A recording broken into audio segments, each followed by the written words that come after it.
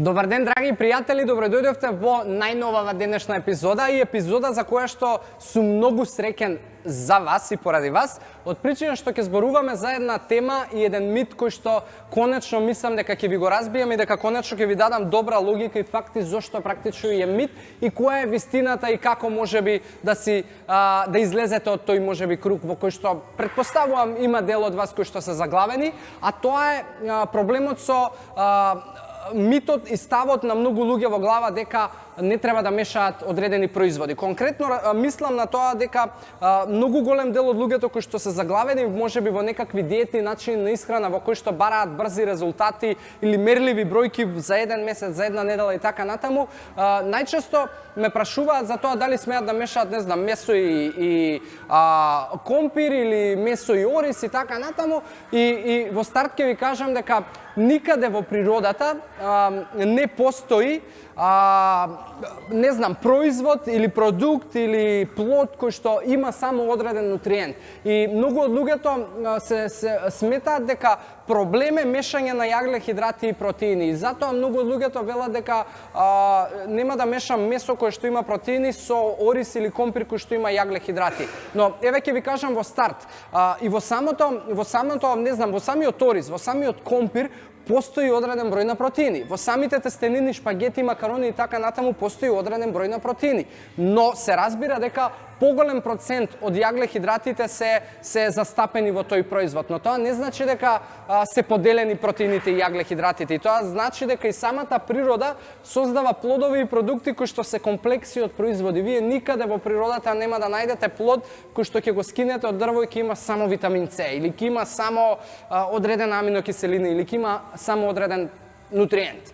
И метаболичките процеси во телото се научени да функционираат кога ќе има доволен број на одредени нутриенти. И секогаш метаболичките процеси создаваат некакви верижни реакции кај што еден нутриент е зависен од друг нутриент, кај што можеби не знам, еве конкретно витамин Д е зависен од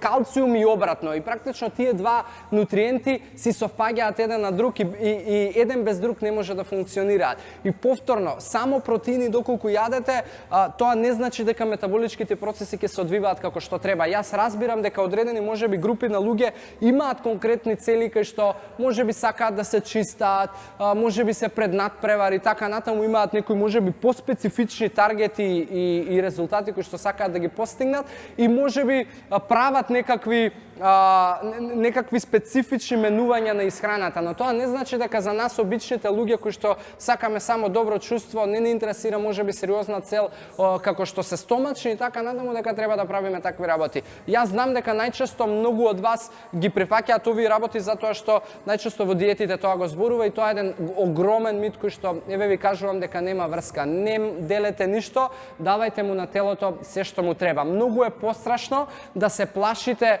да не внесете премалку калории и премалку нутритивна вредност, отколку што треба да се плашите за тоа да не внесете премногу калории или можеби да не измешате погрешна исхрана. Не постои такво нешто во телото, така да продолжете да имате редовни оброци, да имате квалитетна исхрана и да го задоволувате телото со правилното гориво и со сите потребни нутритивни вредности кои што не се потребни, ама баш секој ден, а не во вторник протеински ден, во среда воден ден, во четврток овошен ден и така натаму и многу глупости и митови кои што знам дека многу од вас ги практикуваат. Се надевам дека ви донесов вредност со оваа тема и со оваа епизода која што денеска ја зборуваме. Продолжете да ни поставувате прашања, да можеби да инспирирате за некои одредени теми кои што вас можеби ве мачат или имате дилеми. До тогаш имате добри квалитетни животни навики и уште еднаш моја благодарност за вашето внимание. Чао, чао!